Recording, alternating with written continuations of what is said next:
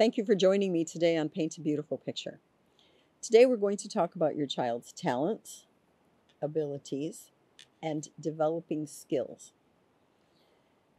I looked it up on Google, so I've already told you that sometimes you can't depend upon them, and they use them synonymously, that a talent is a gift and a gift is a talent. Not really accurate, so you know. And so I went to Merriam-Webster, which has a whole lot more in-depth answers or responses that gives us a clearer definition. I don't fully agree, or I may not use these terms in quite this way, but I'm going to give you these definitions. According to Webster, a gift is a notable ability, talent, or capacity, a natural endowment to do well at something. A talent is a special athletic, creative, or artistic aptitude. Okay. And it has a general intelligence or mental power. And I would even assert emotional power behind it when you have a talent. Okay, so let's talk about that.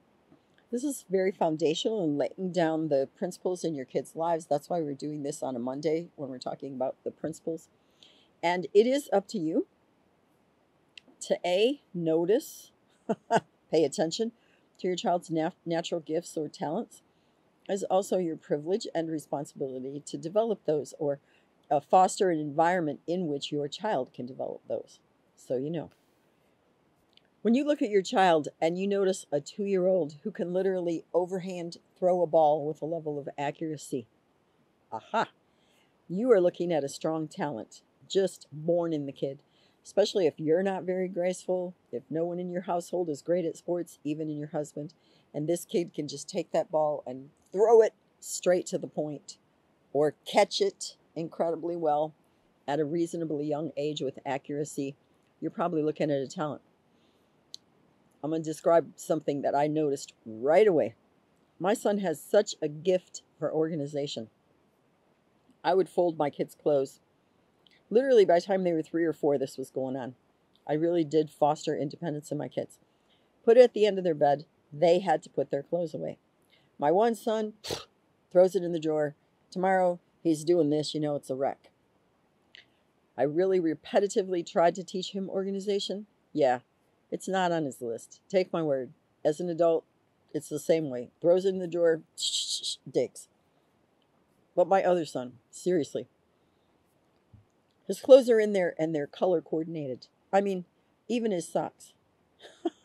Yeah, he just had the most amazing organizational set as a natural born talent. It just was in him. It was amazing. You have to look at your kids' gifts and talents. They're born in them. And everyone has some. Oh, I'm not good at anything. There's really nothing I know how to do. I'm sorry. A, I'm not buying it. B, if that's really the truth as a young adult, it means that your parents didn't pay a lot of attention to you as a kid and find those gifts and talents and develop them. But it's not too late for you, so don't be discouraged. We'll get to that point when we talk about adolescents and young adults. But we're going to start off with the little kid. Pay attention. What is this kid really good at? I mean, he just has a natural capacity for this. And since we talked about this at one point last week in the nurturing of curiosity in your kid, I'm not going to go through it in great detail. If you missed that episode, please go back and look. But what you have to do is notice, wow, she is really good with color. I wouldn't think to put those colors together. It looks great. Okay. Or she sets the table so beautifully. She really has this innate talent for setting things up with real beauty and such a design element in it. I mean, she's 5 years old and look at what she can do. Yeah. Or his clothes coordinate beautifully every time. Again, this would be my son. And I actually have a friend who has a son just like this. He chooses his daughter's clothes and his daughter's shoes and his daughter's accessories because he really has the eye. So don't think this is only women. Don't put sexist ideas on what a woman can do or what a guy can do. And no, that doesn't mean you're a chick. And no, that doesn't mean you're a dude. It just means you have a gift or a talent that some people perceive of as one kind of gender or the other. Thank goodness we're getting away from that a bit. What are they just so good at? It kind of boggles the mind that they're so good at it. So you say, oh, she has a real gift for music. You're tone deaf, but she can sing right on key just amazingly. Okay, she has this gift. She has this like really remarkable ability or talent, this capacity for music I don't have. I think sometimes what's amazing is gifts or talents can skip generations. So your kid has something you don't have, you've never seen it, you don't even know where it came from. And then somewhere along the way, you find out that your grandma Nordland was amazing at that. Or your grandfather Smith knew how to do that so well. Gifts and talents come from somewhere, but sometimes you're not really sure where they came from. I think some of the challenge for us as parents is developing a gift or a talent in a child that we don't have and we don't really understand. And this is again where we have to find resources, people who are better at this than we are, who are more skilled, an expert who is extraordinary at certain things, and let them teach that child. I always say, I was born to the needle. When I was a little girl, my mom sewed at pretty much everyone's clothes in the house except for my dad's work clothes, but pretty much everything else, my mom sewed it. She was great. And I used to work around her. And I would say, Mom, can I have that little piece of fabric? Mom, could I have those pins? Mom, could I have a needle? I can honestly tell you, she never let me have it. It's a fact. I would steal pins or little teeny weeny pieces of fabric when she would tell me to pick up the floor. And I would design clothes on my Barbie dolls and pin little pieces of fabric together in a really colorful way. Well, I didn't start quilting until I was 40 years old. I didn't get handed a needle and I wasn't allowed to do it. I will say this. When I was 16, I told my dad, I really want to sew a skirt. Of course, my mom took her sewing machine. I didn't have any way to sew. He said, how in the world are you going to do it? I said, I'm going to do it by hand. So I went to a fabric store. I think I actually went to a Ben Franklin's. Got fabric. Unbeknownst to me, velvet is really hard to work with, but I didn't know that, so it was okay. Actually, it was a velveteen. It had a cotton backing. It wasn't the slippery kind of velvet. And a needle and thread and a zipper and I sewed it. No one showed me. No one helped me. It was awesome. I had that skirt for a really long time. In fact, I wore that skirt in my senior picture. You don't see it. You don't know it's there, but I know it's there. When my sons were little boys, I would sew for them. I didn't have a sewing machine for a really long time. I would sew by hand. When I got a sewing machine, I made all kinds of things for them. I really love to sew. Nobody ever put a needle in my hand. I learned how to crochet. My mom knew how to crochet. She didn't teach us. My mom knew how to knit. She didn't teach us. It's just my mom's problem. But it was a problem for us because instead of recognizing gifts that were innate in me and fostering them, I was well into adulthood before I got to use any of those things. It's all right, though. I've caught up. You know, I shared with you once about the journey of life. It's a blessing when you have parents who pick you up and carry you 100 miles in the right direction. And it's very tragic when parents either A, leave you stuck right where you are, or heaven forbid, when they're abusive and they carry you back 100 miles farther. So you have a much longer, more treacherous, difficult journey in life. I really hope and pray that you are one of those parents who is committed to carrying your child at least 100 miles forward down the road in making their life much better and perhaps in some ways even easier than it might have been. So you see this kid and he's constantly turning cartwheels. He's jumping off of swings, doing forward flips. You know, he's high up in the air so he gets enough airspace to be able to do like a double flip off of something right onto pavement or right onto hard ground. I have a son also who was that very person. Yeah, they went to gymnastics and I got them a mat and I talked to them. As I said, I got him a mattress out of someone's trash so he could do all these crazy things but have a safe place to land. I really fostered that in my son to the very best of my ability, and that is the development of a skill.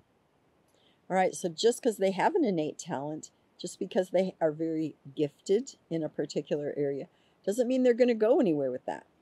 You can squish it, hold it back. You can leave it alone, and it may just all by itself grow and develop, because sometimes it's awfully hard to kill things.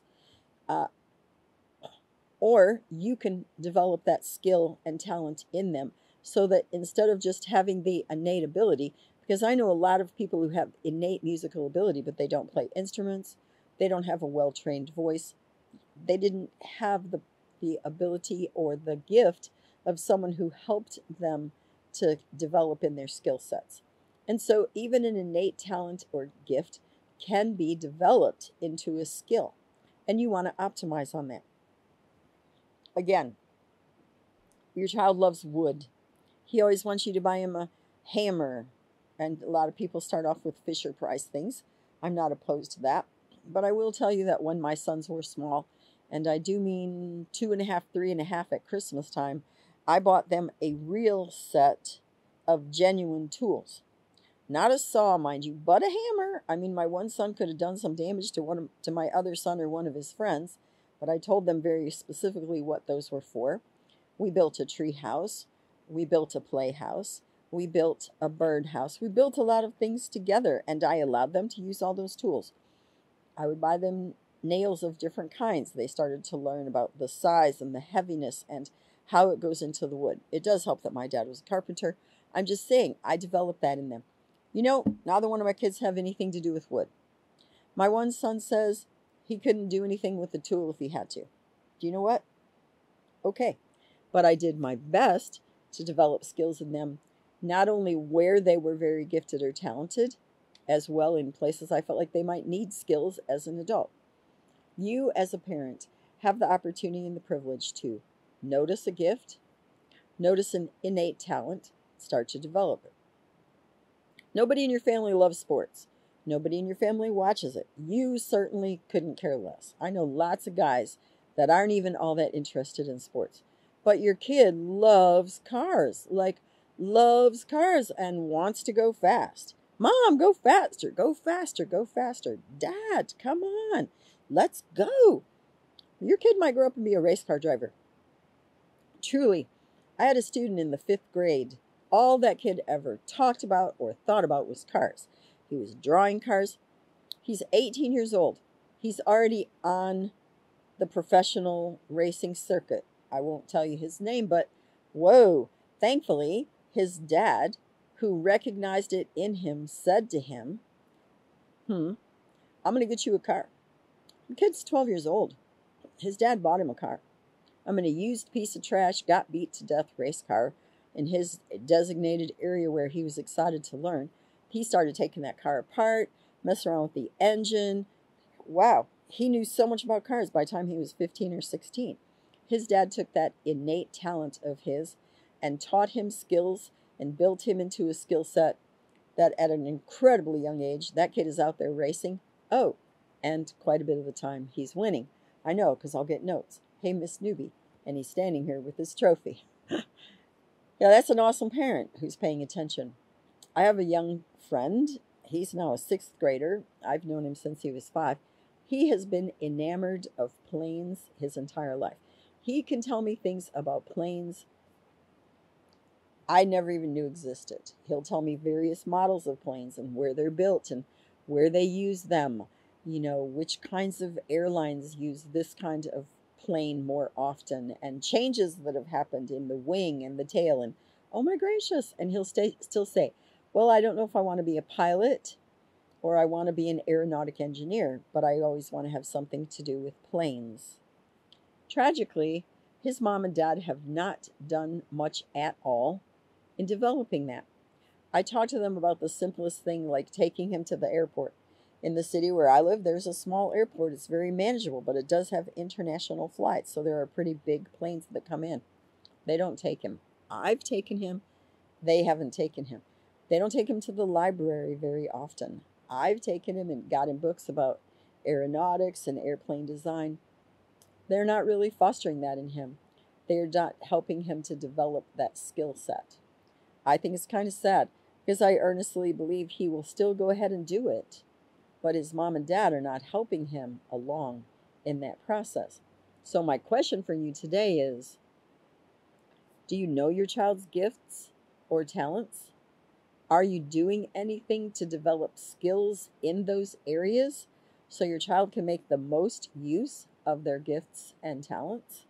It's a really big question for you, because it would be a crying shame if your child is incredibly, innately gifted with something, but you're not doing anything to develop that with them. If you're not quite sure, I don't have any reservations saying this to you. Ask one of your children's teachers. I don't care if it's a preschool teacher. If they've taught for 5 or 10 years, they've seen a good bit. They might recognize things in your child. They might not, but I'm just saying, be courageous enough to go, hey, do you see anything in my child where he is really strong or she is really good? Something I should be focusing on or helping to develop? If you can't see it, ask someone else. Honestly, if you have brothers and sisters or your mom and dad have a pretty good relationship with you, ask people that are in the sphere of that child, do you see anything? If you hear the same thing 3, 4, 5 times, chances are good that's an area where you might want to focus and let them take a lesson or give them some kind of exposure and let them have the opportunity to develop skill. I have a young friend who has children and has exposed their children to all kinds of things. It's amazing. Every single one of their children is good at and interested in something else. It can be a real scheduling challenge for her to get all of her children to all of the things that she is letting them have the opportunity to learn. I admit to you that that can be the case. I get it, especially if you have a bigger family. But I want to encourage you to develop your child's gifts and talents, allow them to develop and build skill in the areas of their interest. You will really give them a much, much advanced step in where they may be going in the direction of their life. And they will always thank you for it. Again, if you like this video, I would like you to share it with a friend. And if you have any questions, please send me an email through paintabeautifulpicture.com or leave me a comment or a question below. It's been great having you with me today. You may find additional information on our paintabeautifulpicture.com website. Additionally, you may watch me on Rumble, and you may also listen to a podcast on Buzzsprout or Spreaker, all under the name Paint a Beautiful Picture. If you like this video, please give me a thumbs up. You may subscribe, and if you are interested in receiving notifications, please hit the notifications button.